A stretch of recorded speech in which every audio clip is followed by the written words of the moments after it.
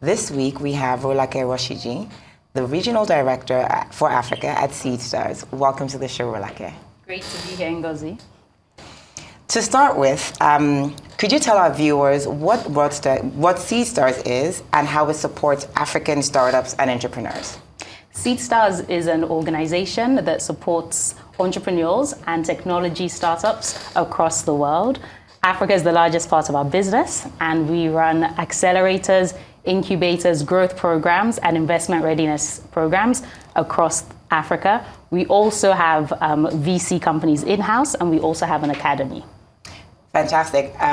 It's funny because you just really went into some of the words that I threw out earlier today.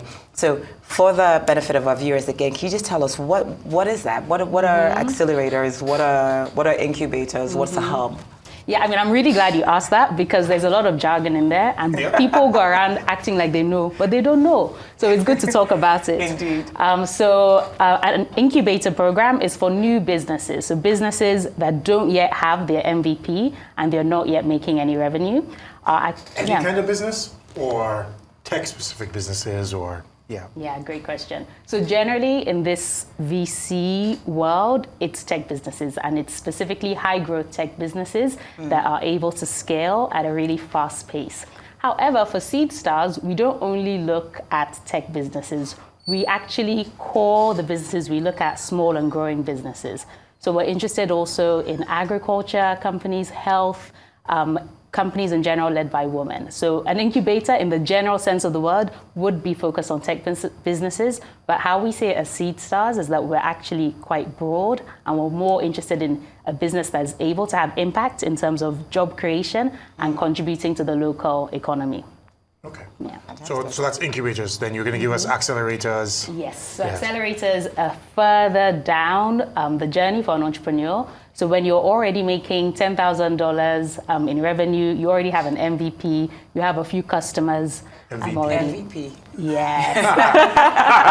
I know, we've gone to school today. MVP. Okay, so you've got your minimum viable product, which means that, when you have a business idea, first of all, you start testing your products, you start selling something, but you're not necessarily sure if it's what you're going to continue working on. So when we say you have a minimum viable product, it means you've gotten to a certain stage that you believe customers are willing to pay for this product. Perhaps you could also add an additional explanation because I may be missing fuller explanation. It captures it. It captures it well. So it's the first product you take to market that is. It's not a prototype, but it's actually usable. The customer can actually use it. It does what it is that you say the product is supposed to do. Now, it might not have all the bells and whistles that your polished product is going to do, but if you say you're going to help me collect money from merchants, it can collect money from merchants. Exactly. It might need a nicer interface for down the line. It might need, bells and whistles and all these things that make it special, but the minimum viable product is just, it does what it's supposed to do. Yes. So is it safe to say that's when it's found its market fit? Yes. Okay, fantastic. It might be a bit, an MVP, market fit's a little bit later. A little bit further down. MVP is, we said we're going to make something that allows you to collect money.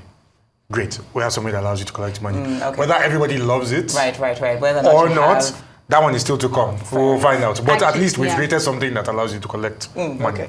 I think Tomiwa is spot on actually, because after we do accelerator programs, we move on to what we call growth programs, which is when definitely you already now have your product market fit and you are collecting money. Your traction is such that you're making much more than, let's say, the $10,000 revenue that you would be making at the accelerator stage. Yeah. So I think product market fit is, we talk about a lot in the tech industry because it's that place where, okay, this product, the audience really values it. In fact, they are looking for you more than you have to push it. The pull from the market is more than just your own marketing dollars pushing it out there. And it's a hard thing to get to because it's very easy to build something, but it's very, very hard to build something that people want. Really, really want. And they're willing to pay for. Exactly. Yes, that's always a tricky one. Yes. Yeah. Okay. All right. So we've got accelerators, we've got incubators, and we've defined a whole bunch of terms. I'm curious about sort of why Seedstars does what it does and why you do what you do. So Seedstars is a global network. You guys are in a number of regions. You just said Africa is sort of your biggest space. What drives your work? Is it purely commercial? Is it return driven? Or what's the impact focus? What are you trying to accomplish? It's a bit of a mix for us at Seedstars. As you said, we're global, so we've got operations in Asia, Latin America, Middle East, and Africa as well. Okay. We are really focused on supporting businesses where there is going to be an impact in terms of job creation and supporting the overall ecosystem and local economy. Having said that, we also do have VC businesses as part of the Seedstars organization, and of course, they're focused on making a return. So it's a bit of a mix. In the program side of the business, we're focused on capacity building, helping the entrepreneurs upskill themselves so that their businesses grow. And then we understand that if a business grows, they're more likely to hire more people, they're more likely to contribute to their own economy. So I have a question for you because you use the word. We talk a lot about impact investing. How do you define impact? Yeah. I think it varies depending on the organization. Of course. So for us as Seedstars, we're looking at SDGs. So where we're investing in companies that are covering the main sustainable development goals by the UN, we would define that as impact. So we are looking at companies who are playing in climate action, who are playing in the gender equality space, who are working on health issues, who are working on issues related to migration. Those are the main themes that we focus on. Let me ask you a question about how that interacts with, how do you interact with governments, with startups, with other, what are the other elements of the ecosystem that you interact with in your work? Yeah, so we interact a lot with the other elements in the ecosystem. We've got an investor network of about 5,000 other investors, and we like to co-invest. That's how our VC side of the business works. On the accelerator side, we are trying to develop a pipeline of new businesses that will then feed in to other investors. And these investors could be venture capital, they could be microfinance, they could be local banks, or any type of financing partner. So we work closely not only with what, I guess on this show, you talk about mostly the typical VC. We also work with local banks, local microfinance players, angel investors. We work very closely with a lot of angel investors. Yeah. Interesting. So then tell me, now we're bringing it home to Nigeria. What would you say would be the challenges you found in running an accelerator program in Nigeria? Yeah. It's not easy. It's not easy. Nigeria really is. Exactly. A lot of our programs are Pan-African. And I think, let me start with the positive. Positive is that on average, the programs that we're running across Africa, so for example, we're doing one for the European Union and the German government, where there's 2,000 entrepreneurs, an outsized number of them come from Nigeria. We've just finished some sourcing work for IFC, and again, of the 100 entrepreneurs, an outsized number come from Nigeria. So we see that energy, we see that problem-solving ability. And I think the reason why we have so many problem solvers is because we have so many challenges and we have so many difficulties. You may have hit on something there. So, I mean, cost of living in Nigeria, we're all living here together. The currency devaluation that seems to be persistent right now. Especially with the week we just had. No comment. Yeah. I mean, let's talk a little bit about the startups. What is... talk to us about a few startups that are doing work that's worth talking about within your network. Okay. What's a typical high-flying startup? For you. Okay, so right now we're working with several brilliant startups. So I can't mention all, but we're working with one called Regster, which is a Nigerian-based fintech, which is offering financing for the underbanked. So if you think about the typical person who can definitely not get a bank account, so maybe someone who's hawking on the streets, maybe someone who's a refugee, they've actually just come to Nigeria from a neighboring country, they don't have their papers. You could also think about some sorts of artisans, not all, because we all know some artisans who are actually making a very, very good living. So Regster provides a mobile app platform that enables an underbanked person to receive microloans and to make transactions with very low fees. So they're one company that we're working with. And we're also working with Sparkle. Sparkle, again, is a fintech in Nigeria. So both Sparkle and Regster are parts of our financial innovation for women in migration program. So this is a program that we're running in partnership with the Swiss Development Agency and the Impact Linked Finance Fund. And it's focused on fintechs that are really thinking about migrants or refugees, and specifically women migrants that otherwise they will never be able to bank. They will come to a new country. So how do they start up? So we've identified 16 fintechs across Africa that are innovating at a really... In that specific audience. Yeah, they're innovating for a greater audience, but they see an opportunity as well for that specific audience. When I speak with sort of executives at sort of the global tech companies, we do recruiting within this environment, they do talk about the fact that, yes, you're right, we have strong entry-level talent.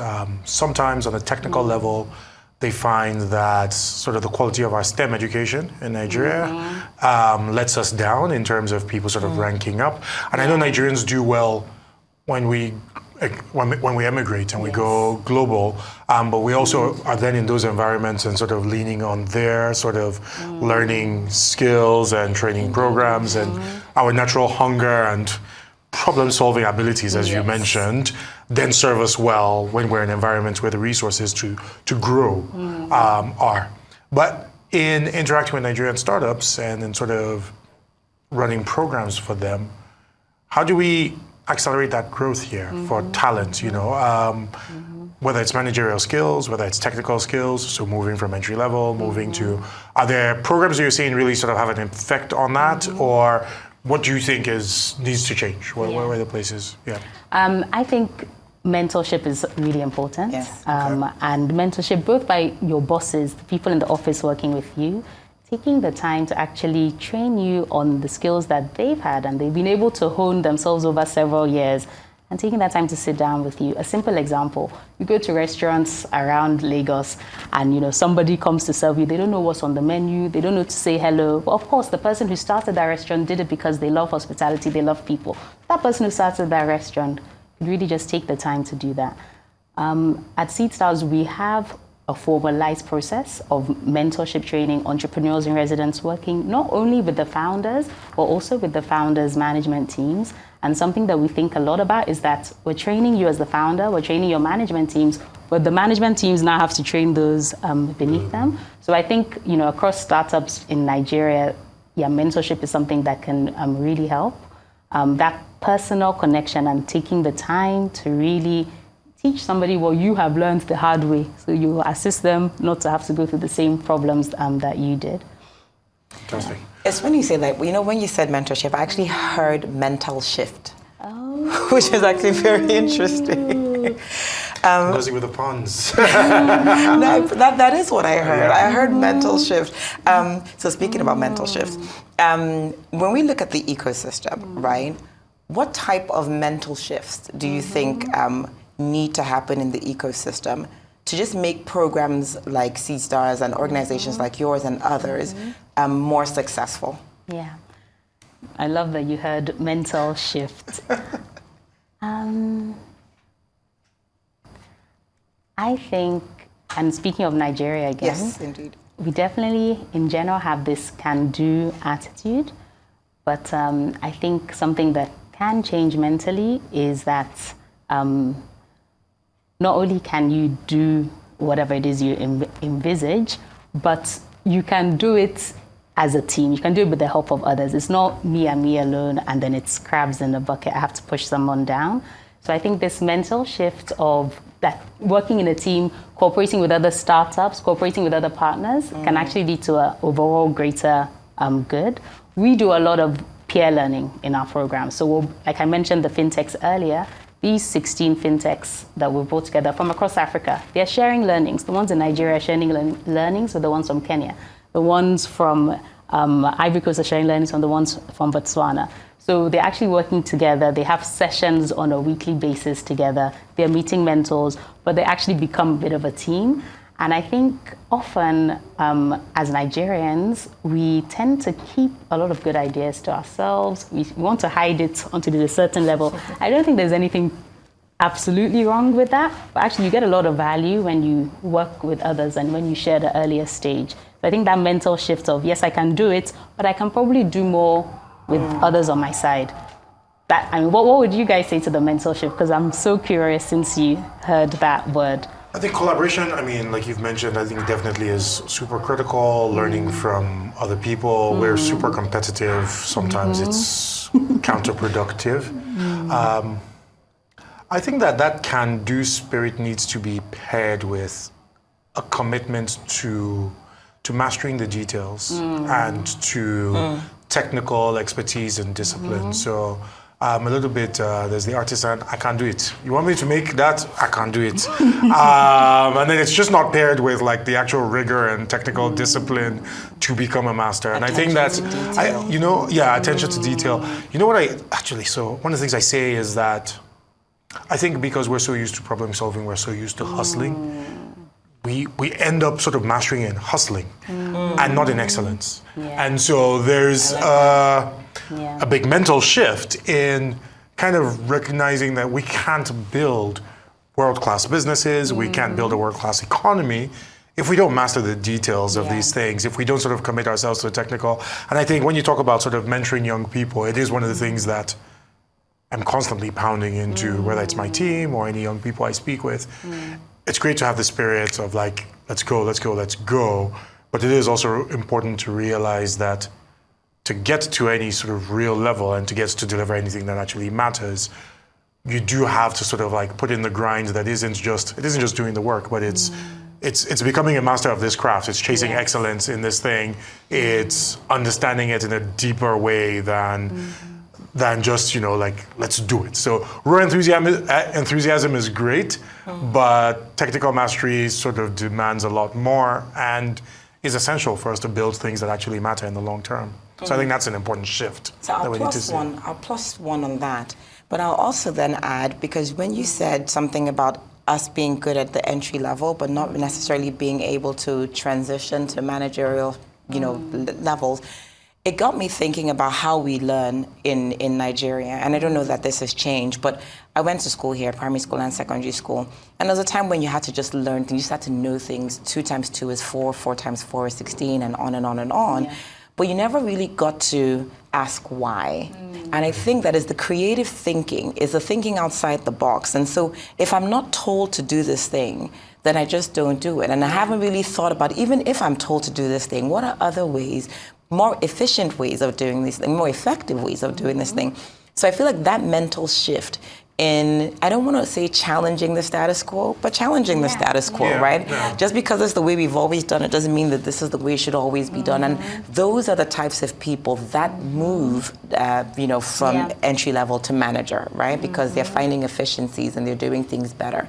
So we then had the mental shift conversation. Okay, so broadening beyond mental shifts and talent, what else needs to change? I mean, so today's show is about accelerating the ecosystem. And so what are the sort of infrastructural things or what policy things do you think need to change to really sort of like move the tech scene to being a more significant contributor to the economy and to the benefit of people's lives? Yeah. Are there any other big areas that you think need to change or evolve?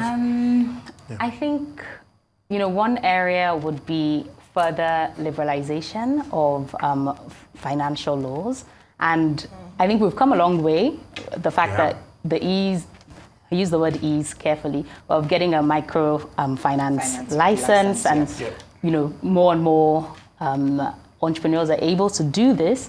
But I think we could possibly go a step further. I think when we think about newer, more innovative areas of fintech, in crypto or blockchain, I think we need to be ahead of the game. So we should not be waiting to see other countries putting in place laws that are supporting these sectors. I feel because Nigeria is getting an outsized proportion of VC investment in Nigeria, the vast majority of that is going into fintech, although in the last couple of years we've seen renewable energy really increase. We should be the ones pioneering these laws here. So yeah, I think the realization of financial laws to enable more innovative entrepreneurs to get into the space. And then also to take another step back to what I was speaking about earlier, that at Seedstars, we're not only looking at the most tech business. It's not only tech businesses. Yeah, I was actually going to say that. It's like, it's not just that you're talking about tech business, you're talking about fintech specifically. I know. That just came to my mind. So beyond fintech, what else? Yes, what else? So beyond fintech, we are at Seedstars again very interested in climate-related businesses and agriculture businesses as well. So I think in those areas, what would help the ecosystem really develop is a lot of these sectors depend on imports. And we had some progress in the renewable energy space in Nigeria a few years ago, where there was a reduction of import duties on bringing in solar panels. But then, along the way, it actually went back up again after it was only reduced for a very short amount of time. And this really hampers the ability of local companies, especially with our currency devaluation. So I think really looking into different industries and trying to understand what their costs are and trying to understand where the costs of the Nigerian businesses vary to their competitors. So where can Nigerian businesses be more competitive on a global scale and even begin to export ourselves? If it is, let's say, a solar business, we can only do that if we're able to bring in that component that we need from China at a reasonable cost. So where can the government come in and assist with things like import duties? Yeah. Fantastic. It's been wonderful having you with us, Rolake. Thank you so much for joining us today. We look forward to having you again.